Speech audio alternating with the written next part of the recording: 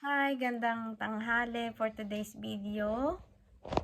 Parehas na naman kaming Hi. malapit sa kulay pula ang suot. Everyday. It's a favorite. Malamig kasi. And also it's a lucky color, that's why. Yes. Lucky color is red. And to make our world colorful, we need to wear colorful dress. Yes. Something like that.